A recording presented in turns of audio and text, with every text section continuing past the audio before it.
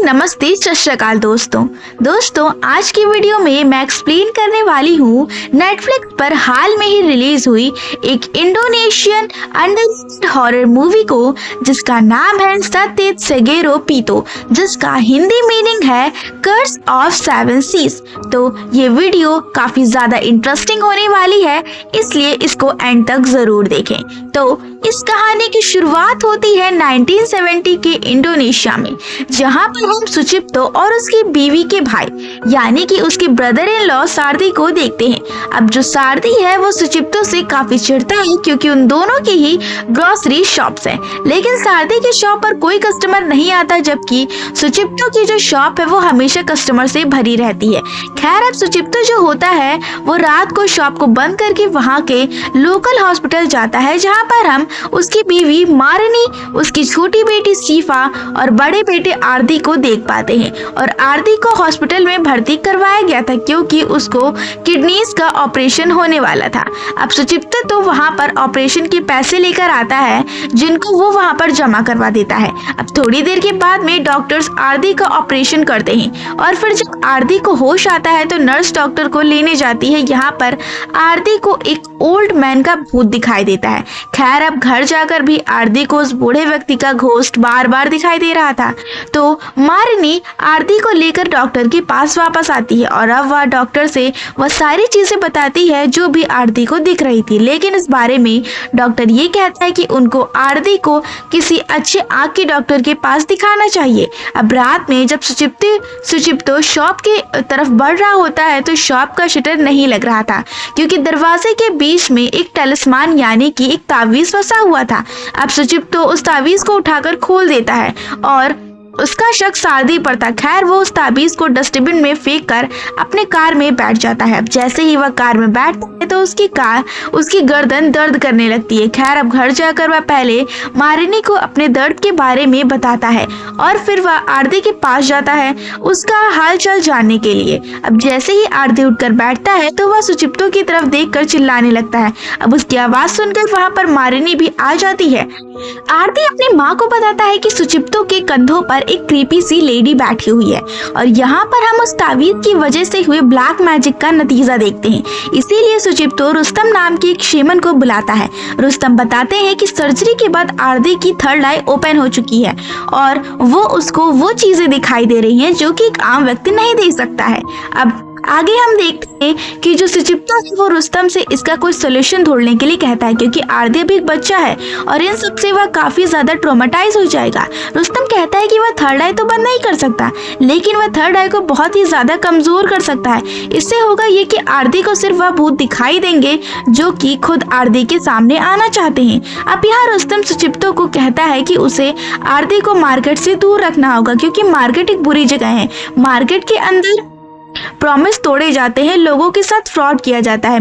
ऐसी बुरी चीजें वह बताता है कि मार्केट में एक दूसरे की तरक्की देखकर लोग एक दूसरे के साथ बुरी चीजें करते, और इसलिए मार्केट के अंदर बहुत सारी बुरी स्पिरिट्स भी होती हैं। अब मार्केट के अंदर जो लोग भी ऐसी बुरी चीजें करते हैं उन्हें कहा जाता है कि वो डेविल के साथ ट्रेड या फिर डील करते हैं, या फिर आसान भाषा में कहें तो काला जादू करते हैं। खैर, इसके बाद में 13 साल बाद की कहानी दिखाई जाती है, और हम एक टीनेज आरदी, उसकी बहन सीफा और उसके छोटे भाई आरिफ को भी देख पाते हैं। खैर, फिर वहां पर हम उनकी माँ मारिनी भी आ जाती है, और वहां सभी साथ में ब्रेकफास्ट कर रहे थे कि तभी आरदी को याद आता है कि आज उसके ट्यूशन की फीस देने की आखिरी डेट है। मारिनी यहाँ पर आरदी को मार्केट जाकर सुचिप्तो इससे पैसे लेने के लिए कहती है। बेशक यहाँ पर आरदी मार्केट जाने से डर रहा था, और यह बात मारिनी को भी पता थी, इसीलिए वह आरदी को जल्दी से मार्केट जाकर जल्दी से वापस आने के लिए कहती है। और इसका रीजन हम सब जानते हैं कि उसकी थर्ड आई खुल चुकी है, और वो ये भी कहती है कि आरदी ज्यादा आसपास बिल्कुल भी ना देखे। खैर, अब वह कैसे भी करके नीचे नजरें करते हुए मार्केट चला जाता है, लेकिन फिर उसे वहां पर अलग अलग तरह के भूत दिखाई देने लगते हैं। पहले एक बूढ़ी महिला का भूत आरदी को दिखाई देता है, जिसकी जुबान बाहर लटक रही थी। फिर उसके बाद उसे एक मोटे बदसूरत आदमी का भूत दिखाई देता है। इस सब को देखकर आरदी बहुत ही ज्यादा डर जाता है, और वो नीचे ही देखता हुआ भागने लगता है, और एक आदमी से जा टकराता है। जब आरती उस आदमी की हेल्प करने को जाता है तो वह आरती की हेल्प लेने से मना कर देता है और उल्टा उसे गालियां देने लगता है। खैर उस मार्केट की शॉप की एक ओनर आरती को बताती है कि उस आदमी का नाम विचक है और वह ऐसा इसलिए करता है क्योंकि उसने अपनी बेटी खो दी थी। उसकी बेटी के खत्म होने के बाद वह बहुत ही ज्यादा दुखी रहने लगा था और अब ऐसा वह बन चुका था, वह लोगों को अब्यूज करता रहता है। एनीवेज अब किसी तरह से आरती अपने पिता की शॉप तक पहुंच गया था, जहां पर वह ऊपर जाकर अपने पिता के ऑफिस के बाहर इंतजार करने लगता है। वह सुनता है कि अंदर सारथी जो होता है वो सुचिप्तो को बोल रहा था कि वह ज्यादा लालच ना करे। खैर अब तभी सुचिप्तो गुस्से में आकर सारथी को वहां से जाने के लिए कहने लगता है, यानी कि उसकी बीवी के भाई को, और सारथी अब यहाँ से वहां निकल जाता है। इनफैक्ट वह आरती से भी बात नहीं करता। खैर सुचिप्तो फिर बाहर आता है और आरती उससे फीस के लिए पैसे मांगता है। खैर अब सुचिप्तो अपने ऑफिस में जाता है और फिर वह एक रूम को ओपन करता है जो कि ऑफिस के अंदर ही था, जिसके चलते वह आरती को पैसे लाकर दे देता है। खैर फिर आरती अपने घर जाने लगता है और बाहर वह फिर से नीचे देखकर ही चल रहा था और फिर से वह किसी से टकरा जाता है, जिसके चलते होता यह है कि उसके पैसे नीचे गिर जाते हैं और जैसे ही वह पैसे उठाकर खड़ा होता है तो वहां पर 3 भूत को वह नोटिस करता है और डरते हुए जल्दी से वहां से भाग जाता है और यह सब वहां पर खड़ा हुआ विचक भी देख रहा होता है। खैर अब रात को आरती घर पर चला जाता है और घर पहुंचकर आरती काफी थक चुका था। अब आरिफ आरती की हेड मसाज करने लगता है और यह बोलकर कि जो कुछ भी आरती देखता है मार्केट के अंदर उसकी वजह से आरती थक जाता है, क्योंकि वह चीजें आरती की एनर्जी खींच लेती हैं। खैर अब रात को सुचिप्तो को अपनी शॉप बंद करते वक्त शॉप के बाहर एक ब्लैक कपड़े का पाउच मिलता है। सुचिप्तो उसे उठाकर खोलता है कि अंदर एक मंकी का स्कल था और कुछ काला जादू करने की चीजें। खैर जैसे ही सुचिप्तो ने वह पाउच ओपन करा वैसे ही उसे मंकीज की आवाजें सुनाई देने लगती और तेज हवा चलने लगती है। सुचिप्तो डर कर वहां से भागने लगता है। खैर यह सारी आवाजें सारथी ने भी सुनी थी, जिसने अपनी शॉप बंद नहीं करी थी। खैर सुचिप्तो तो जल्दी से भागकर अपनी कार में बैठ जाता है कि तभी कोई चीज उसकी कार को जोर जोर से हिलाने लगती है। सुचिप्तो तो जल्दी से बाहर निकलकर उस चीज पर चिल्लाने लगता है और अचानक से सब कुछ नॉर्मल हो जाता है। फिर जल्दी से सुचिप्तो को कार फिर से शुरू करके वो घर चला जाता है और वह मारने को बिना कुछ बताए सीधे सोने चला जाता है। खैर अब रात को जब सुचिप्तो सो रहा था तब उसको एक बुरा सपना आता है, जिसके अंदर वह खुद को एक जंगल के अंदर देखता है और वह हवा के अंदर लेविटेट कर रहा था। वहां पर सुचिप्तो के सामने एक बूढ़ी महिला थी जो कि किसी तरह का काला जादू कर रही थी। वो यह बोल रही थी कि यह काला जादू ब्लैक मैजिक 7 रिचुअल से होगा, जो कि 7 रिचुअल आइलैंड के ओशन वाले 7 अलग अलग पॉइंट पर होगा, जिस वजह से सोल टेकर आएगा और वह सुचिप्तो और उसके पूरे परिवार को बीमारी और दर्द देकर टॉर्चर भी करेगा। अब यह बोलकर वह ओल्ड लेडी एक कैंडल का धुआं अपने मुंह में लेकर सुचिप्तो के मुंह पर छोड़ देती है। खैर ऐसा करने के बाद सुचिप्तो की जो बॉडी है वो बैंड होने लगती है और वह दर्द से कराहने लगता है, चिल्लाने लगता है। खैर आरती को भी कुछ आवाजें आती है तो वह चेक करने के लिए सुचिप्तो के रूम में जाता है, लेकिन वहां पर सुचिप्तो आराम से सो रहा था तो आरती भी सोने के लिए चला जाता है। खैर अब अगली सुबह जब सुचिप्तो ब्रेकफास्ट करने लगता है तब उसको अचानक से वॉमिटिंग जैसी फीलिंग होने लगती है। तभी वह खून की उल्टी करता है जिसके अंदर कीड़े भी थे, यानी कि जो कुछ भी हुआ था वह रियल में हुआ था। जब आरती सुचिप्तो के पास जाता है तो सुचिप्तो बेहोश हो चुका था और सुचिप्तो के रूम की वॉल पर हम उस सोल टेकर डीमन की शैडो देखते हैं, लेकिन वो खुद को आरती से छुपा रहा था। खैर पूरा परिवार इस चीज को देखकर बहुत ही ज्यादा डर जाता है और डॉक्टर का भी यही कहना था कि सुचिप्तो के सभी ऑर्गन सही काम कर रहे हैं और उसे कोई दिक्कत नहीं है, यानी कि यह जो चीजें थी वह मेडिकल साइंस की परी थी।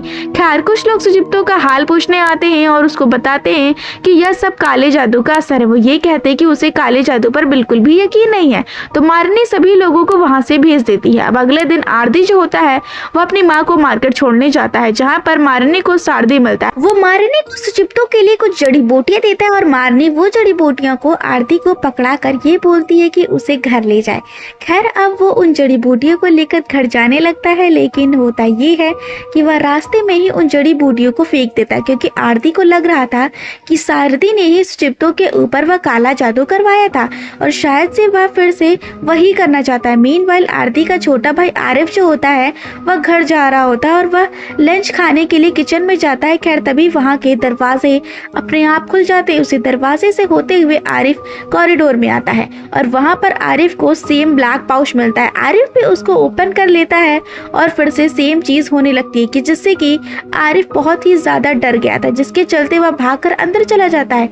अब रात को आरिफ बहुत ही ज्यादा बीमार हो जाता है और पूरा परिवार आरिफ के साथ बैठा हुआ था। अब पूरी रात आरती अपने भाई के पास था और मारनी सुचिप्तो के साथ रात को आरती आरिफ के लिए बर्फ लेने जाता है और हम वॉल पर उसी डीमन की शैडो फिर से देखते हैं जिसके बारे में उस बूढ़ी महिला ने जिक्र किया था।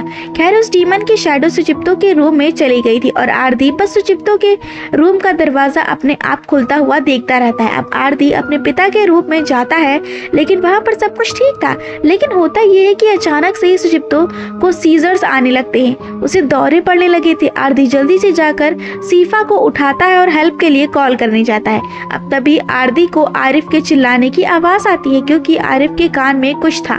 जब आरती देखता है तो आरिफ के कान में से एक लंबा धागा निकलता है और धागे के अंत में एक पेपर था। खैर यह बस तो शुरुआत थी, क्योंकि अब आरिफ की आंखों में से खून आने लगता है और तभी अचानक से आरिफ के शरीर के अंदर से एक नुकीले चाकू जैसी चीज उसकी छाती को फाड़ कर बाहर आ जाती है और देखते ही देखते वह चीज आरिफ की पूरी छाती को फाड़ देती, जिसके चलते ही आरिफ मारा जाता है। पूरा परिवार आरिफ की मौत से बहुत ही ज्यादा सदमे में था और यह चीज बहुत ही ज्यादा डेडली थी। खैर फिर आरिफ का फ्यूनरल होता है और वहां पर सारदी भी था। सारदी को वहां देखकर आरती गुस्सा हो जाता है, क्योंकि उसे लग रहा था कि यह सब उसने ही किया था। वह बोलने लगता है कि सारदी ने ही वह काला जादू किया है और यह सब सुनकर सारदी वहां से चला जाता है। अब वह सारी चीजें तो बस बहुत दुखों की शुरुआत थी, क्योंकि सुचिप्तो जो था वो भी कोमा में चला गया था आरिफ की मौत से, और सुचिप्तो के कोमा में जाने की वजह से मारनी बहुत ही ज्यादा दुखी थी।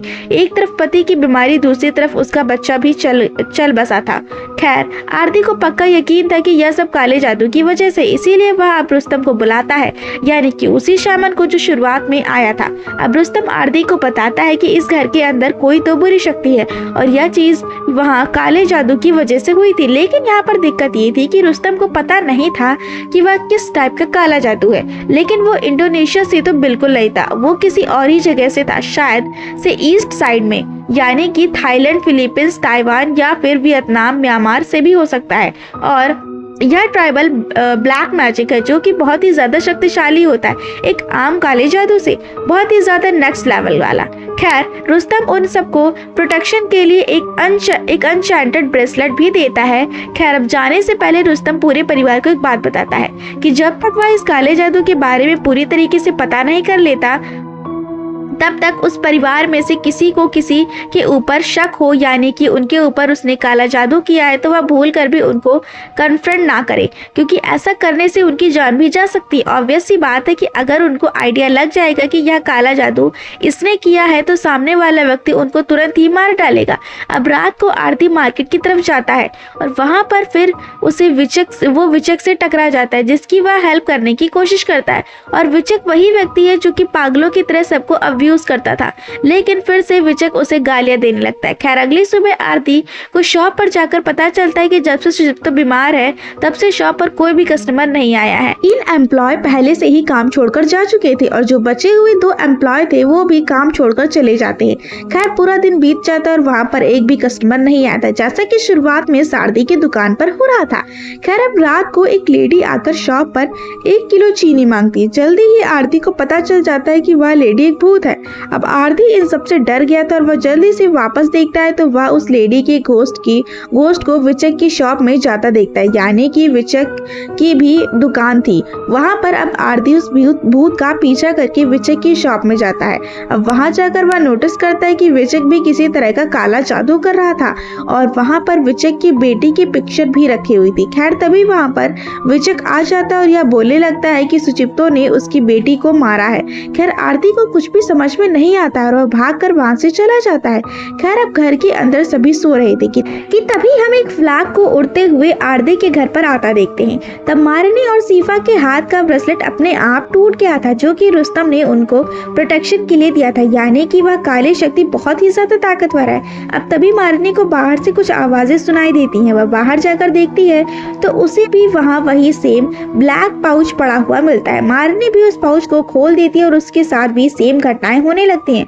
उसको बंदरों की आवाजें आने लगती हैं, तेज हवाएं चलने लगती है। अब मारनी घर के अंदर तो आ जाती है, लेकिन उससे एक वास टूट जाता है। खैर अब तक आरती भी घर पर वहां पहुंच गया था और उसे घर के बाहर वही पाउच मिलता है जो कि मारनी ने खोल दिया था। जैसे ही वह उस पाउच की तरफ हाथ बढ़ाता है, उसके हाथ का ब्रेसलेट भी टूट जाता है। अब आरती जल्दी से भागकर अंदर जाता है और सीफा आरती को बताती है कि मारनी बीमार हो गई, सेम जैसे कि आरिफ के साथ हुआ था। एंड आप ये भी सोच रहे होंगे कि ये लोग इस ब्लैक पाउच को खोल क्यों रहे थे, जबकि ये जानते हैं कि यह काला जादू हो रहा था।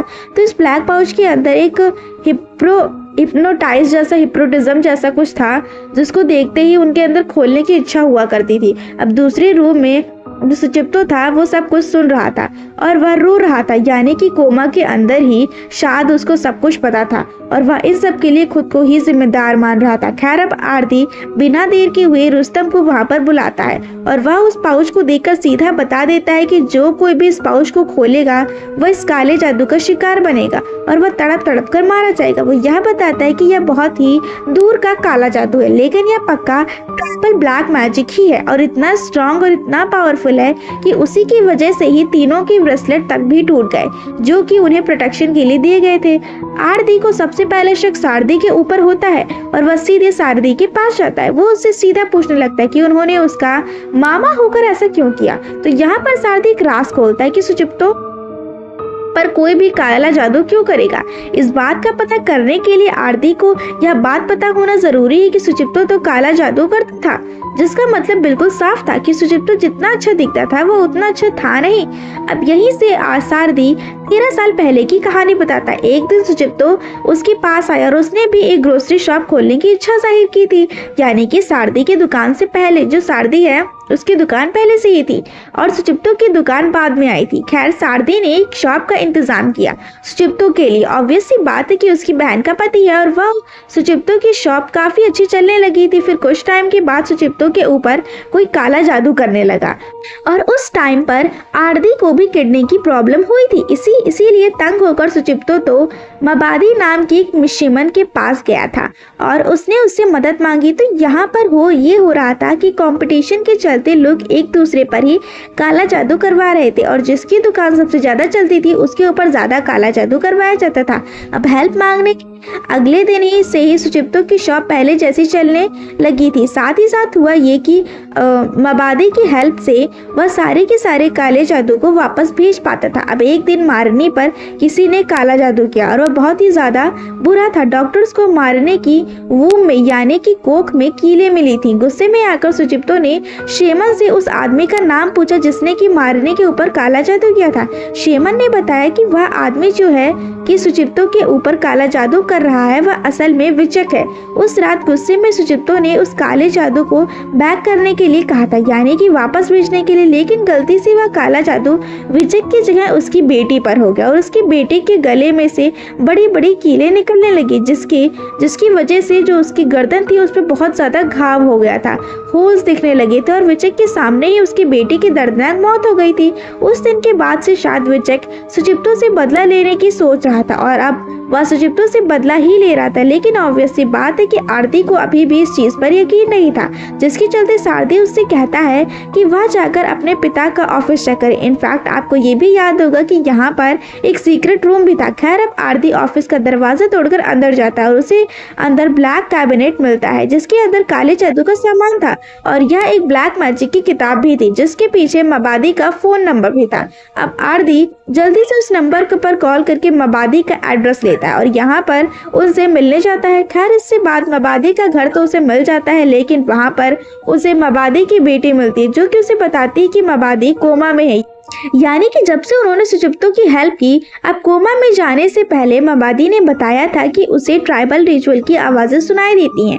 खैर वो बताती है कि अब मबादी सुचिप्तो को और प्रोटेक्ट नहीं कर सकती। अब विचक जिस शमन की हेल्प ले रहा था वो ईस्ट से आई हुई है, शायद से म्यांमार से या फिर थाईलैंड से, और उसकी पावर मबादी की पावर से भी ज्यादा है। और काला जादू तो वो शेमन इस्तेमाल कर ही रही थी, उसे सगेरो पीतो कहा जाता है। और जो रिचुअल उस शैमन ने परफॉर्म किया है वो एक हाई लेवल का विचिक क्राफ्ट है, जिसके अंदर एक सोल का सैक्रिफाइस चाहिए होता है जो दुख और बदले से भरी हो, जैसे कि विचिक की।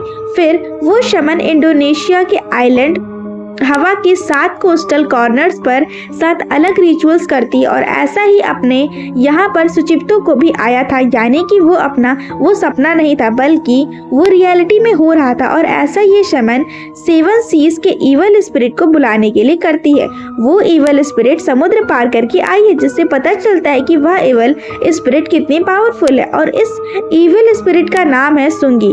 खैर अब आरदी जो होता है वो जल्दी से कार में बैठकर अपने मामा के यानी कि सारदी के पास जाता है, और वो उससे सेगेरो पीतो के बारे में पूछता है, लेकिन उसे कुछ नहीं पता होता। खैर अब वह दोनों ही जल्दी से कार में बैठकर घर जाने लगते हैं। मीनवाइल मारने सीफा को हॉट टी बनाने के लिए कहती है, और सीफा चाय बनाने लगती है कि तभी अचानक से मारिने के पेट में दर्द होने लगता है।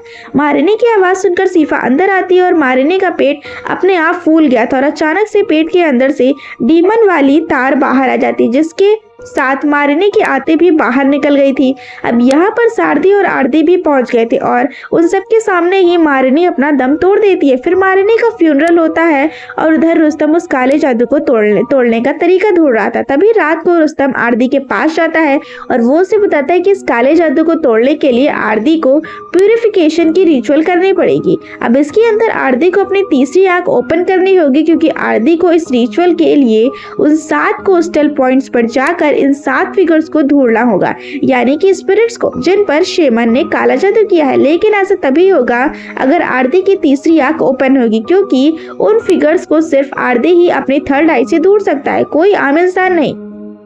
खैर अब वहां जाकर आरदी को एक एक करके पहले उन फिगर्स में जल रही कैंडल्स को बुझाना है, फिर उन कोस्टल्स के किनारे से समुद्र का पानी भर के यहाँ लाना है। खैर आरती के साथ जाने के लिए रुस्तम सीफा को कहता है, और वह सारदी को घर पर ही रुककर फिर प्यूरिफिकेशन के रिचुअल की तैयारी करने के लिए बोलता है। और रिचुअल करने के लिए उनके पास सिर्फ कुछ ही दिन थे, और आखिरी डेट सुचिप्तो के बर्थडे की डेट थी। खैर बिना देरी किए आरदी और सीफा उन फिगर्स की तलाश में निकल पड़ते हैं। अब इन्हें पहले फिगर मिल जाती है, और सीफा भी उसे देख पा रही थी। खैर अब जैसा कि रुस्तम ने कहा था कि वह दोनों बिल्कुल वैसा ही कर रहे थे, लेकिन उन फिगर्स के साथ एक अलग तरह का डीमन जुड़ा हुआ था। अब पहले फिगर के साथ एक स्नेक वाला डीमन कनेक्टेड था। उस डीमन से बचकर वह दोनों दूसरे फिगर तक जाते हैं, और दूसरे फिगर के साथ एक ब्लैक जिन कनेक्टेड था। तीसरे के साथ एक बैट वाला यानी कि चमगादड़ डीमन जुड़ा हुआ था। चौथे फिगर के साथ एक सांप वाली डीमन कनेक्टेड थी,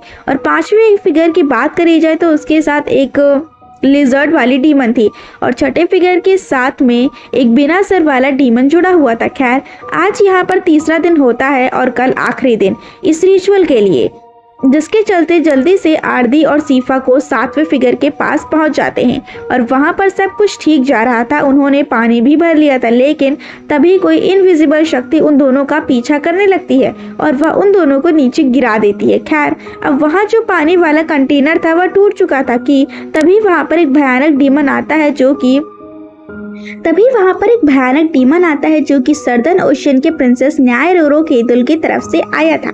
खैर अब वो वहां पर एक कंटेनर लेकर आया था जो कि क्वीन की तरफ से एक गिफ्ट था। खैर वहां दोनों जल्दी से सभी कंटेनर्स लेकर घर जाने लगते, और आप ये सोच रहे होंगे कि एंड में न्यायरोरो केदुल जो थी वो उनकी हेल्प के लिए क्यों आई थी। ऐसा माना जाता है कि वह इंडोनेशिया के लोगों की प्रोटेक्शन करती है, जिसके चलते ही उसने एज अ गिफ्ट वो पानी उन लोगों को दिया था। ऑब्वियस सी बात है कि यहाँ पर आरती जो था वो अकेले सब कुछ नहीं संभाल सकता था, तो प्रिंसेस ने आकर एज अ गिफ्ट वो पानी उसको दे दिया, ताकि यहाँ पर वह उस डीमन स्वांगी को हरा पाए, जो कि उसने किया भी। आज यहाँ पर आखिरी दिन था रिचुअल का और रात को अचानक से सारा घर ब्लू लाइट में कवर हो गया था और वहाँ पर स्वांगी आ जाता है, यानी कि वही डीमन जो कि एक बहुत बड़ा भयानक डीमन होता है। खैर रुस्तम को लगता है कि वह प्रेयर्स करके स्वांगी से बच सकता है, लेकिन स्वांगी पहले रुस्तम का हाथ तोड़ देता है और बस फिर वह अपनी ही 2 ही उंगलियों से रुस्तम का सर पकड़कर उसे कुचल डालता है, जिसके बाद वह सारदी को पकड़ता है और सीधा ही उसका दिल निकाल कर खा जाता है, जो कि बहुत ही भयानक था। अब आरदी और सीफा भी घर पर आ चुके थे और उन्हें घर जाकर रुस्तम और सारदी की लाशें मिलती हैं। बिना देर किए आरदी जो होता है वो सीफा को अंदर बुलाकर प्यूरिफिकेशन के रिचुअल करने लगता है और 4 कंटेनर आने पर लाइट चली जाती है। आरदी जाकर फ्लैश लाइट ढूंढने लगता है और वहां पर उसे सुंगी मिलता है, जो कि आरदी को उठाकर दूर फेंक देता है। अब आरदी सीफा को रिचुअल कंटिन्यू करने के लिए कहता है और वह खुद स्वंगी को डिस्ट्रैक्ट करने लगता है। वहां पर सीफा ने 6 कंटेनर का पानी भी सुचिप्तो पर डाल दिया था और अब स्वंगी को दर्द हो रहा था, यानी कि इस रिचुअल को यह लोग अपोजिट कर रहे थे, जिसके अंदर 6 स्टेट्स पूरे हो चुके थे। बेसिकली वही बात है जैसा इस रिचुअल को किया गया था। इसको तोड़ने के लिए भी इसको अपोजिट करना होगा। खैर स्वंगी सीफा को भी उठाकर दूर फेंकने लगता है और आरती जल्दी से जाकर आखिरी कंटेनर का पानी सुचिप्तो के ऊपर डालने लगता है, लेकिन स्वंगी सुचिप्तो को ही उठाकर ले जाता है। खैर अब यहाँ पर आरती को कुछ भी समझ में नहीं आ रहा होता, जिसके चलते वह छत पर उस कंटेनर को उठाकर मार देता है और कंटेनर टूट जाता है, जिसकी वजह से पानी सुचिप्तो के ऊपर जाकर गिरता है और वह रिचुअल भी कंप्लीट हो गया। तब देखते ही देखते स्वांगी भी जलने लगता है और काले जादू से जो सुचिप्तो के ऊपर लगा हुआ था वो खत्म हो जाता है। अब उधर हम विचक को अपने शेमन के साथ देख पाते हैं और शेमन एक प्रोटेक्शन बना रही थी, क्योंकि वो विचक को बताते कि अगर काले जादू को हरा दिया जाए तो स्वांगी उसी पर्सन के पास जाता है जिसे अपनी सोल स्टार्टिंग में इस रिचुअल को करने के लिए दी गई थी। अब देखो इस रिचुअल को शुरू करने के लिए एक शेमन की जरूरत पड़ती है, जिसके अंदर स्वांगी डीमन जो होता है वह सबसे पहले तो उस पर्सन की सोल लेता है जिसने कि इस रिचुअल को करवाया होगा, जैसे कि यहाँ पर विचक की सोल। अब यहाँ पर उसे वादा करा गया था कि जिसके ऊपर उस रिचुअल को करवाया जाएगा वह उसकी सोल को इजीली कंज्यूम कर सकता है, जैसे कि सुचिप्तो। लेकिन सुचिप्तो के बेटे आरदी ने इस चीज को हरा दिया था, स्वांगी को हरा दिया, रिचुअल को पलट दिया था, जिसके चलते होगा ये कि स्वांगी जो होगा वो आकर अब सीधा उसी की सोल यानी कि विचक की सोल को ले जाएगा और उसे खा जाएगा, जिसने इन सब की शुरुआत की थी। और इसी के चलते जो शेमन होती है वह प्रोटेक्शन बना रही थी। अब यहाँ पर वह 2 लोग कौन है जिन्होंने इस रिचुअल को शुरू किया होगा? तो पहला तो इसमें विचक है, क्योंकि उसने अपनी सोल का सैक्रिफाइस किया। दूसरी वह शेमन है। तो यहाँ पर स्वांगी इन दोनों की तरफ आ रहा होता है। खैर उस शेमन ने प्रोटेक्शन बनाने में देर कर दी थी, क्योंकि स्वांगी वहां पर पहुंच चुका था और सबसे पहले वो शेमन को पकड़कर बीच में से उसके 2 हिस्से कर देता है और फिर वो विचक का सर ही खा जाता है, यानी कि उसने इन दोनों की ही सोल को कंज्यूम कर लिया है। एनीवेज अब यहाँ से सीन कुछ दिन बाद शिफ्ट होता है और अब हम मबादी को भी ठीक होता देखते हैं, यानी कि उनके कोमा के अंदर जाने का जो रीजन था वह यही स्वांगी डीमन था। अब मबादी कहती है कि अब स्वांगी वाला ब्लैक मैजिक यहाँ पर नहीं है। तो आरती जो होता है वह सुचिप्तो से शॉप वाले ब्लैक मैजिक के बारे में पूछता है। सुचिप्तो कहता है कि वह उस ब्लैक मैजिक को भी खत्म करेगा। अब उसी दिन सुचिप्तो और मबादी शॉप पर जाते हैं और मबादी कुछ चैंटिंग करती है और वह कहती है कि अब उस ब्लैक मैजिक को यहीं पर कहीं पर और जाना होगा और वहां पर जल रही कैंडल अपने आप बुझ जाती है, यानी कि अब यहाँ पर यह जो काले जादू थी वह बिल्कुल ही खत्म हो गई थी, क्योंकि हम देख चुके हैं कि काले जादू की वजह से क्या होता है, जिसके चलते मबादी जो होती है वह अपने काले जादू का सामान उठाकर वहां से निकल जाती है और यहीं पर ये मूवी खत्म हो जाती है। तो आपको ये मूवी कैसी लगी हमें कमेंट में जरूर बताइएगा और अगर आपको ये वीडियो पसंद आई हो तो वीडियो को लाइक शेयर और सब्सक्राइब जरूर करें और हमारे चैनल की नोटिफिकेशन बेल को ऑन करना ना भूलें।